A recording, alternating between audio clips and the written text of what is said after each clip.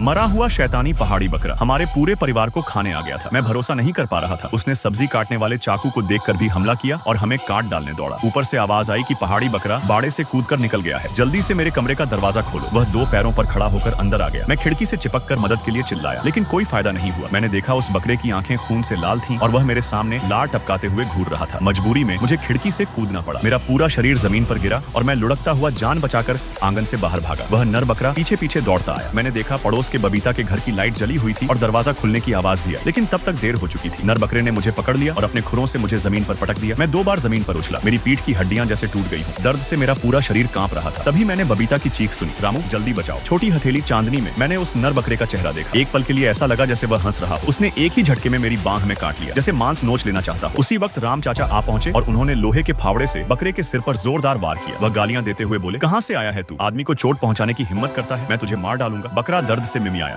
और भाग गया। मेरा पूरा शरीर दर्द में था और धीरे धीरे मेरी चेतना जाती रही। जब मैंने आंखें खोली तो खुद को खाट पर पाया। मैंने तुरंत बाड़े की तरफ देखा। वह खाली था जिसने मुझे काटा था। वह बकरा भाग चुका था। तभी मेरा तीसरा मामा अंदर आया और बोला, क्या सीता मिली? लोगों ने कहा उसके मायके के भाई लौट आए हैं, शायद उनसे मिलने गई होगी। मोहन वापस आया है, मैं जाकर देखा था। मैंने कहा, देखने क्या जाओगे? वह शहर से लौटा है, हमारे पहाड़ी लोगों से क्या बात करेगा? तभी अचानक आंगन के बाहर से बकरे की आवाज आई। मैंने झांक कर देखा, वही नर बकरा फिर लौट आया था। अजीब बात यह थी कि वह बस दीवार पर खड़ा होकर मिमिया रहा था, अंदर नहीं आ रहा था। मैं वापस मुड़ गया। तभी मेरे अंदर गुस्सा भड़क उठा। मैंने कहा, हरामी जानवर, तू फिर लौट आया, देखता हूँ तुझे कैसे नहीं मारता। मैं पास पड़ा फावड़ा उठाकर धीरे धीरे बकरे की तरफ बढ़ा। वह दीवार पर आगे पीछे चलता रहा और लगातार आवाज करता रहा, जैसे उसने मुझे देखा ही ना हो। मैं दीवार के पास पहुंचा और अचानक पूरा जोर लगाकर फावड़ा घुमाया। वह बकरा उछलकर आंगन के बाहर कूद गया। मैंने गुस्से में चिल्लाया, हरामी, अगर हाथ लगा तो तुझे काट कर खा जाऊंगा। यह कहते हुए मैं फावड़ा लेकर बाहर दौड़ा। वह बकरा वहीं खड़ा रहा, जैसे दादाजी का इंतजार कर रहा हो। तभी तीसरे दादा दौड़ते हुए आए और बोले, बड़े भाई वापस आ जाओ, ये बकरा ठीक नहीं है। लेकिन इससे पहले कि वह गेट तक पहुंचते, बकरा और दादाजी दोनों अंधेरे में गायब हो गए। तीसरे दादा घबरा गए और पैर पटकते रहे। फिर वह मुझे गीता आंटी के घर ले गए और घबरा कर बोले, छोटी हथेली, वह भी बकरे के पीछे चला गया है। इतनी रात में यह बड़ी चिंता की बात है। आज तुम यहीं रहो, मैं उसे ढूंढने जाता हूँ। गीता आंटी बोली, घबराओ मत, मैं भी साथ चलती हूँ। वह बकरा बहुत अशुभ है, इस बार पकड़ में आया तो मारकर ही दम लेंगे। यह कहकर दोनों दादाजी को ढूंढने निकल गए।